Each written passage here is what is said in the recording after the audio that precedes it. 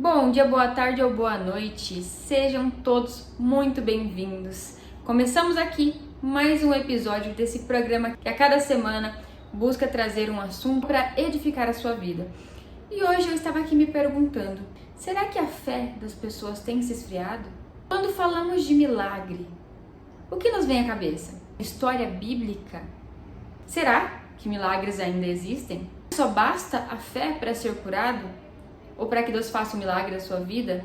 Será que é justamente esse o plano dele e o propósito? Você acredita em propósito? Esse e muitos outros assuntos nós vamos conversar hoje com a pastora Cláudia. Acompanhe tudo porque nós vamos ainda hidratar o cabelo dela, vai ficar sensacional. Vamos finalizar e mostrar tudo aqui para vocês. Oi! Eu perguntei a respeito de cabelo branco, se ela coloria, se ela fazia alguma outra química no cabelo. E ela disse que não. Mas eu quero que ela conte aqui pra vocês um pouco dessa história do porquê que ela não faz nenhuma química no cabelo. Eu não mexo no meu cabelo a vida toda, né? Hoje eu tenho 48 anos e eu tive uma doença com 6 anos de idade. Eu tive uma doença que foi tratado muitos anos como câncer na cabeça. Tive alguns tumores. Né? E depois que eu tratei, consegui fazer químio para câncer, foi descoberto que não era o câncer na cabeça em si, era uma doença chamada cistomodídio. São cistos que comem ossos, né? E chegou a comer uma parte da minha face. Eu perdi, como eu estava na escola, quando caiu o meu nariz. Fiquei sem uma parte do rosto e comecei esse tratamento todo e sem saber essa doença. Então hoje eu não uso química nenhuma, nenhum tipo, nada, devido ao medo, né? Então na dúvida não faça. Sim. Né? E fiz esse tratamento, fiz uma reconstrução facial, eu tenho uma prótese, né, debaixo da minha pele, devido à perda que eu tive da face. Mas foi assim, de repente... De repente. E aí foi aí que você começou a achar estranho e seus pais começaram a investigar juntamente com vocês. A minha mãe, né, que meu pai morreu quando eu era pequena ainda, tinha 4 anos, e nessa época meu pai morreu afogado, e aí minha mãe começou essa luta, né, para que houvesse um tratamento, uma cura, hospitalizado no Hospital Santa Catarina, né, foi um hospital maravilhoso, que fiquei internada muito tempo lá, fez a reconstrução facial, a prótese, tudo foi lá, né? E hoje não estou bonita, mas... Tá sim, gente. É assim, então, desde os 6 anos que você descobriu que tinha alguma coisa. Desde os 6 anos. Aí com 13 anos, 13 para 14 anos, eu descobri cistos na mama. Nossa. Aí começou uma luta da mama. Tinha 4 tumores em um e 3 no outro. Até 16 anos lutei, fui com um astrologista, a gente fez várias punções é muito difícil. E aí você fala, nossa, mas uma pessoa nova, né? Ter tumores na mama, mas eu tive. A gente começou o tratamento, a médica deu o diagnóstico de câncer de mama, mas não era maligno. Mesmo assim tinha que fazer o tratamento, teve que fazer a cirurgia para tirar os nódulos, tirei das 2 mamas, eu fiquei com o maior medo de perder as mamas. Imagina. Você é jovem, né? Você tem 16 para 17 anos, aí você descobre que você tem tumor, né? E aí desde os 13 anos eu comecei com essa batalha, com essa luta, né? E consegui vencer, não precisei tirar as mamas, graças a Deus, né? Fiz as punções, fiz a cirurgia, tiramos os nódulos e fiquei sempre em manutenção, sempre, né, cuidando para que olhasse para que não voltasse. Sim. Mas aí quando eu fiz 17 anos, tive uma nova doença. Nossa, dava tempo de curar um e ia para outro já. Meu Deus do céu. Aí eu tive a hanseníase. Hanseníase é o quê? É a lepra, né? Nossa, é a lepra? E aí, como que... Aí foi difícil também, eu acho que de todas as doenças foi uma das mais difíceis. Porque da cabeça eu era pequena, aí eu era pequena, não entendia muito, fiquei hospitalizada, teve reconstrução, tudo, né? E da mama eu já estava, minha prima Carolina me ajudou muito, ela que me acompanhava nos hospitais, tudo. Era o medo de perder a mama, mas aí eu tive a hanseníase nas mãos. Né? Eu fui perdendo os pedaços, né? E pedaços da pele, carne, unha, eu fui perdendo. E essa época eu trabalhava, fui afastada. E foi aí que aconteceu o encontro com Deus. Então, assim, antes de tudo isso, você ouvia falar sobre, só ouvia falar sobre Deus. E com 17 anos foi que você o conheceu. Eu conheci. Antes você já acreditava na existência de um Deus ou você... Como que era a sua relação com Deus? Todo mundo fala que acredita em Deus, na realidade é isso, né? Todo mundo que você pergunta, eu creio em Deus. Mas você ter um contato com Ele, ter uma vida com Ele é diferente. Né? Você andar com Deus, porque a Bíblia diz que Enoque, ele ouvia falar, mas quando ele encontrou Deus, quando ele encontrou o Senhor e começou a andar com Ele, o Senhor tomou para si. Então, quer dizer, o andar com Deus é diferente. Todo mundo fala, eu tenho Deus, mas não anda com Ele. Né? E eu tinha outras religiões que não vem ao caso a gente comentar, nem falar, que cada um fica na invocação a qual foi chamado, né? E a gente acreditava, minha família acreditava em outros deuses, outras coisas, a gente pagou tantas coisas, fez tantas coisas e nunca resolveu. Mas aos 17 anos, quando a doença estava acabando comigo, eu já tinha perdido 90%, a doença já estava chegando no meu ombro. Era muito terrível, eu não podia ter contato com ninguém, porque era uma doença que era contagiosa. E de repente, eu tinha visto minha mãe sendo curada, minha mãe era paralítica dos 2 braços, e Deus curou minha mãe teve câncer de mama, e Deus restaurou a vida da minha mãe não perdeu a mama, e minha irmã teve câncer no intestino, minha irmã, hoje ela tem 39 anos, ela tem uma prótese no intestino, então a minha família tem um histórico de câncer, né? Minha irmã tem um intestino de borracha. Ela fez esse trânsito, minha irmã nasceu com 6 meses, né, 800 gramas, sem o intestino, minha irmã já nasceu com câncer. Nossa, gente. Então a minha irmã, hoje ela tem uma prótese, ela tem, e é normal, vive normal, né? Então a minha família já tinha um histórico assim, muito difícil de doença, de câncer, de paralisação na parte física. E quando foi com 17 anos que eu encontrei o Senhor me deu uma oportunidade de viver melhor. Nossa. Uma oportunidade de cura. A cura chegou na minha casa. Ela chegou para minha mãe, chegou para minha irmã, chegou para mim, né? E depois teve a minha sobrinha, quando minha irmã teve a Lohane. Minha Lohane tinha um problema no olho, desítmia no olho. E foi curada também. Então, assim, são muitas bênçãos que o Senhor acarretou à minha família. Que o Senhor trouxe à minha família. Minha família tinha uma destruição total. Total. Era uma miséria, era fome, miséria, doença, tantas coisas. E eu vi Deus trazer restauração para minha casa. Você acha que para ser curada de alguma coisa precisa ter fé? Precisa. Sem fé é impossível. É impossível. Então, porque às vezes eu ouço as pessoas falando assim, nossa, eu oro há não sei quantos anos e Deus não me cura. Olha, eu tenho fé, não sei o que Deus vai me curar. Será que falta fé ou não seria o propósito de Deus curar essa pessoa? A Bíblia diz que há um propósito para todas as coisas debaixo do céu. E também há um tempo para todas as coisas. Será que naquele momento que nós estamos pedindo, nós estamos preparados para receber aquilo que Deus tem para nos dar? É complicado, porque é esse tempo que a gente não entende que é difícil. Mas que também faz parte do processo, Faz né? parte do processo. Foi um processo muito difícil, muito. Porque eu quando eu tive o tumor na mama, eu falei, a primeira coisa que eu pensei, vou morrer.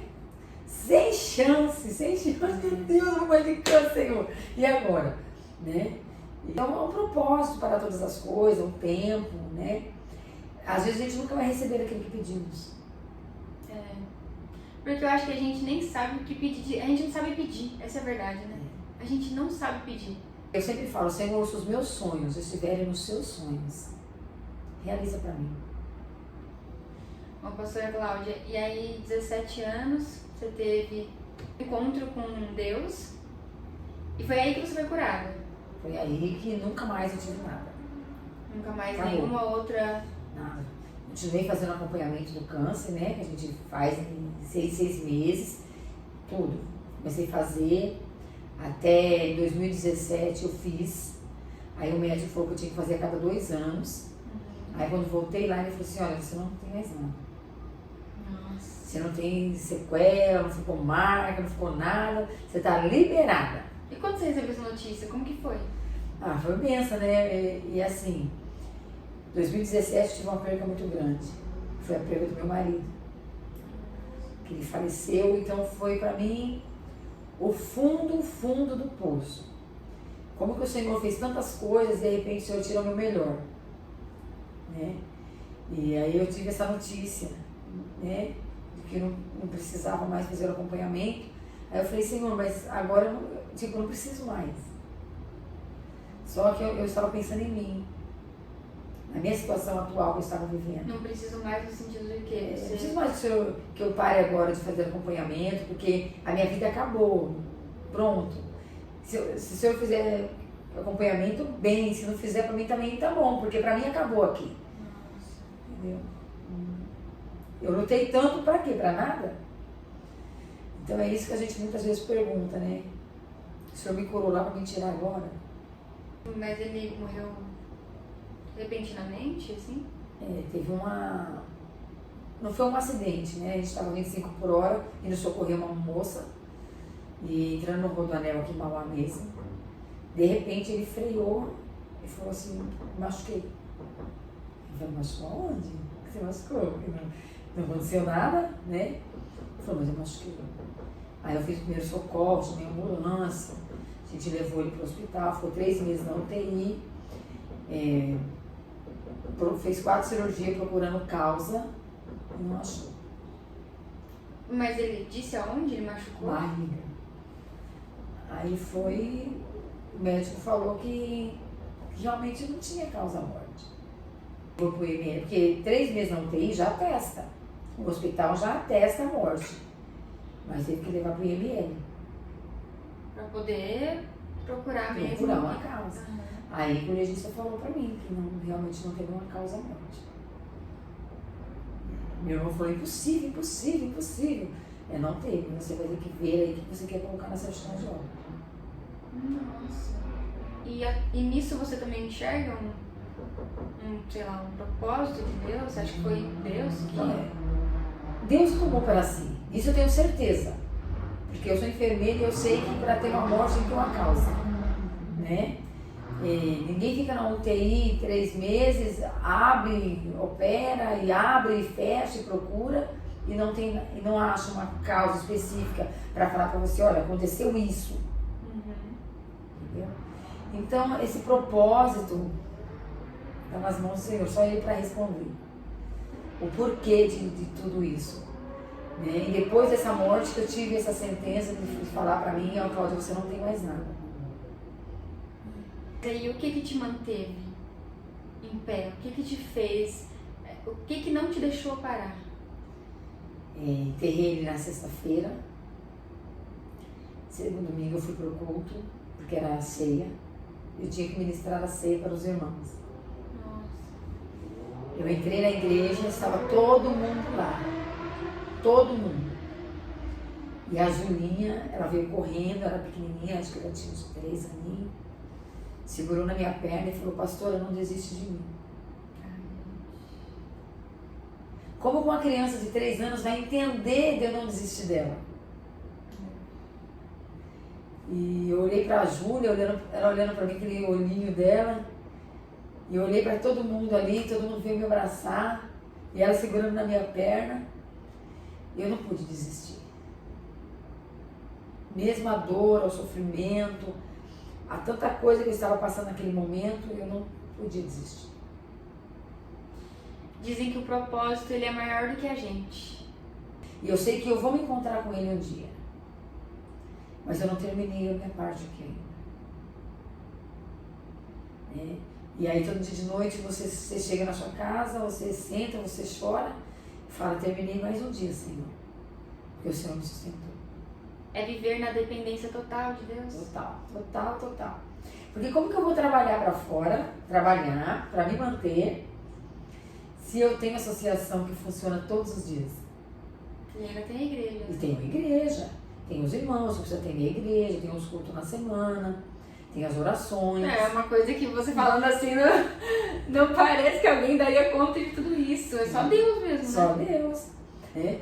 E foi até uns dias atrás, eu tava falando, ai Deus, eu não quero mais isso não, faz 32 anos que eu tô com esse negócio, e tanta coisa aconteceu comigo, e eu orei e falei, Deus, então o Senhor fala comigo. Se for para mim parar com esse negócio, o Senhor me dá um sinal, que eu não quero mais, que não sei o que, isso foi numa quarta, no culto. Eu falei, então até amanhã à tarde eu quero um sinal, para mim parar com esse negócio, que eu não aguento mais isso, tá bom? Tô lá na marmitaria, aí alguém chama no portão, 3 crianças. Aqui a pastora Cláudia tá aí? Ela tá. Aí o Matheus foi atender, ela tá. É que a gente tá com fome. Nossa, aí já parte o coração. A gente veio comer. Aí eles chegaram, o menino dele falou, pastora, 3 crianças tá lá e tá com fome. Eu falei, manda entrar, sentar lá em cima, que eu vou preparar uma comida para elas. Aí eu preparei tudo, né? E aquele dia não tinha futebol, porque o professor estava meio adoentado, e de quinta-feira a gente dava café da tarde para as crianças. E aí eu subi na escada com os pratos na mão, Deus falou comigo, não precisou ninguém. Deus falou, isso aqui é para você, eu te chamei para isso. Precisava de outra resposta? Depois dessa, né? Vou um tapa na minha cara para você continuar. Ô, pastora Cláudia, e falando sobre a Jefté, explica aqui o pessoal como que funciona a associação, quando começou, gostaria muito de saber quando foi que você começou com a associação e como que você tem lidado com ela hoje, assim. A Associação da Jefté começou na minha conversão. Foi um agradecimento a Deus por Ele ter proporcionado na minha vida uma cura. Essa cura, porque com 6 anos, com 13 anos, 17 anos, foi assim, uma atrás da outra. E para vencer as doenças é muito difícil, né? E o Senhor me deu uma oportunidade de vida, Ele que me deu, não foi outro, foi Ele. De me deixar viver. Depois de todas essas enfermidades, hoje eu estou com 48 anos, tantos anos depois. E não vou tão cedo, viu gente? Eu sou firme e forte aí. Amém. E aí, minha mãe era da assistência social da igreja e a gente começou um trabalho em Cubatão, com pessoas com câncer. A gente saía daqui, ia para Cubatão uma vez no mês, levava a cesta básica, brinquedos, alimentação e começamos a trabalhar com esse pessoal. E começou a criar no meu coração essa vontade de ajudar pessoas. Eu não posso fazer mais. E aí nasceu a Associação Arco-Íris. Não era Jefté, na época era Arco-Íris. E aí eu conheci meu marido na igreja, a gente começou esse trabalho junto, eu já fazia, ele agregou esse trabalho, a gente foi crescendo. E quando a gente casou, em 1998, aí mudei o nome, porque eu comecei a estudar a Bíblia e encontrei Jefté. Jefté foi um homem, filho de uma prostituta, que foi excluso da casa por a mãe ser uma prostituta. Então havia uma exclusão social aí. E quando houve uma guerra em Israel, precisou de um guerreiro. Quem foi chamado? Jefté. Então ele teve uma oportunidade de mostrar que apesar de ele ser filho de uma prostituta, não importava. Ele era um guerreiro. Ele podia voltar para a sociedade. Então eu falei, quer saber, eu vou mudar o nome. Aí o Senhor colocou no meu coração de mudar de Arco-Íris para Jefté. E a gente começou esse trabalho. Aí a minha igreja me enviou para o Jardim Oratório, aí isso há 18 anos atrás, para fazer um trabalho evangelístico lá. Só que eu comecei a analisar que não adiantava eu pregar no altar para pessoas que iam na igreja e eu ver um monte de criança na rua e jovens se perdendo e o tráfico aumentando e crianças se prostituindo. Eu falei, quer saber? vou montar um trabalho aqui, de terça-feira à noite. Aí comecei. Era eu, meu marido, a Fábio, o Fábio e mais alguns monitores. Abrimos um espaço. Aí a gente tinha uma parceria com a Confeitaria Canaã, que ela doava todos os bolos que não vendia durante o dia, doava pra gente. Então vamos levar para as crianças comer. Comida, criança vai aparecer. Ah, é. Filha, começou a aparecer criança do lado. Chegou a 400 crianças. Um espaço pequeno. E assim foi, né? A gente tinha bastante atividade, então aí não parou mais. Hoje a gente tem 220 crianças, a gente está construindo salas de aulas para elas, a gente tem a biblioteca comunitária, a gente estava com a aula de Kung Fu de terça-feira, mas a mãe do nosso professor também está doente e teve que se afastar. Estamos atrás de um professor de terça-feira para essas crianças, porque ela sai da escola e já ia para o projeto. Tinha aula de Kung Fu e já jantava lá mesmo. Então nós estamos com essa aula atrás desse professor. E de quinta-feira a gente tem aula de futebol, na parte da tarde para as crianças, né? E aí depois da aula eles vão para lá para tomar café da tarde, a gente faz lanche, até janta às vezes faz, porque eles já querem comida. E de sábado a gente tem um projeto. O projeto são atividades, a gente faz manuais, a gente traz um professor de artesanato também, porque a gente atende até de 4 anos a 15 anos. Então a gente quer poder ajudar essas meninas a sair dessa área, porque pode mudar, a vida pode mudar. Com certeza. Entendeu? Eu sempre morei em comunidade, minha família é muito carente, a gente passou muita fome de minha mãe dar remédio pra gente dormir porque não tinha o que comer. Entendeu? Então a gente pode fazer algo por alguém. Sim. A gente não vai mudar o mundo, jamais, mas a gente pode mudar a região onde a gente está plantada. Que a Bíblia diz que nós somos árvore plantada junto a ribeiros e no tempo certo daremos fruto. Então o tempo certo é esse, de dar frutos. Ah, mas é terra seca, não tem problema, porque a Bíblia também diz que é o cheiro das águas brotará. Né? Que a gente já chegou a ter 30 homens na lei da associação se libertando de drogas, de bebida, ajudando, eu e meu marido ajudando, e eles têm essa libertação. Então Deus ainda cura, Deus ainda restaura, Deus ainda liberta. Com certeza. Deus ainda salva. Com certeza.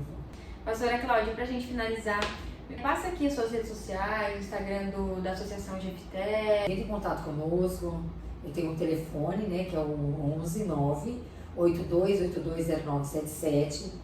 Nós temos também a página no Facebook, a Associação Beneficente Jefité, também no Instagram, como Associação Beneficente Jefité. Entra lá, tá esse logo aqui lá, ó. Já vi até camiseta. Vi até camiseta, fazer uma propaganda, gente, né? Entra lá, chama a gente, ajuda a gente. Olha, pastora, eu não posso ajudar com dinheiro, mas eu posso mandar alimentação, uma cesta básica, produto de limpeza, higiene. E assim, tudo a gente recebe. A gente tem um bazar, um brechózinho da Jefité também, que a gente, através do brechó, a gente levanta recurso para a alimentação das crianças. Nós conseguimos construir as 3 salas de aula, 2 banheiros lá em cima. Quem quiser conhecer, é aqui no Jardim Oratório Irmão Amês, na Rua Rio de Janeiro, 1510, em frente 781. Aparece lá, entre em contato, você vai ver que a bênção de Deus está sobre aquele lugar. Pessoal, finalizamos o cabelo da pastora Cláudia. Olha que lindo!